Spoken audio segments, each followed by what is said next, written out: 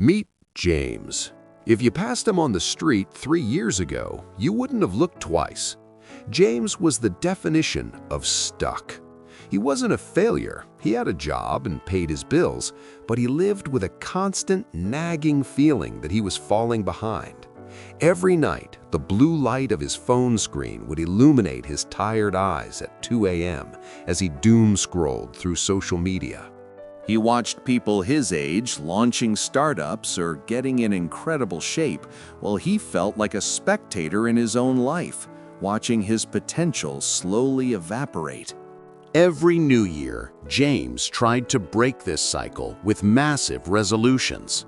He promised to get ripped, start a business, and read 50 books. And every year, by mid-February, he was back on the couch, exhausted and defeated. James suffered from the grand gesture delusion.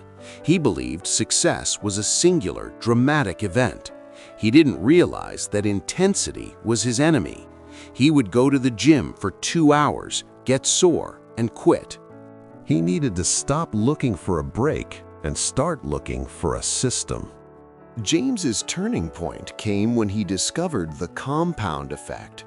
He realized he couldn't overhaul his life overnight, so he made a deal with himself, the 20-minute rule. Every morning, before checking his phone, he would spend just 20 minutes learning a high-value skill.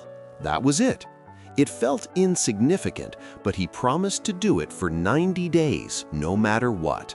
The first 2 weeks were agonizingly boring. There was no applause, no instant reward. James almost quit a dozen times because he was fighting his brain's addiction to dopamine. But he pushed through, unknowingly rewiring his neural pathways to handle delayed gratification.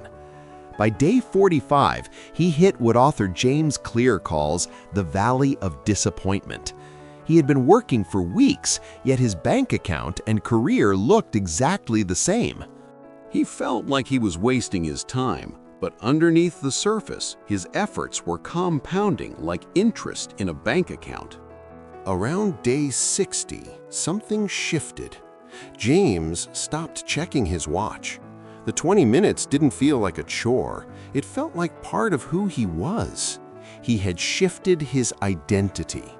He stopped saying, "I'm trying to learn," and started thinking, "I am a learner." This was the keystone habit. Because he started his day with a win, he ate better. Because he felt sharper, he performed better at work. The chaos in his mind settled, replaced by a quiet confidence. 6 months in, the invisible results finally became visible.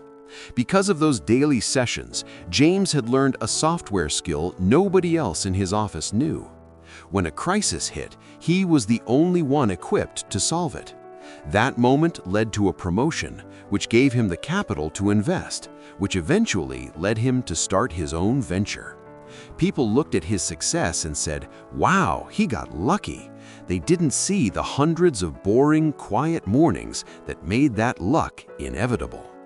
James had entered a separation season where his habits separated him from the crowd.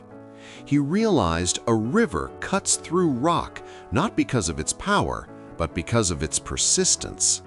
James's story isn't a fairy tale, it's a formula.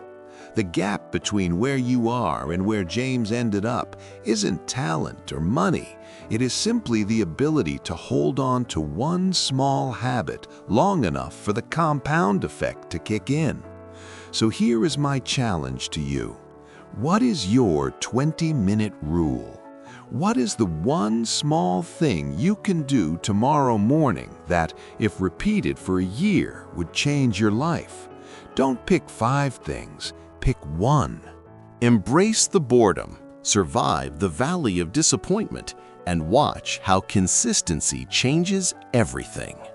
If James's story resonated with you, hit that like button to help us reach more people who feel stuck. And if you are ready to build your future, make sure to subscribe to the channel and turn on notifications so you don't miss our next video. Let me know in the comments, what is the one habit you are starting tomorrow? Thanks for watching, and I'll see you in the next one.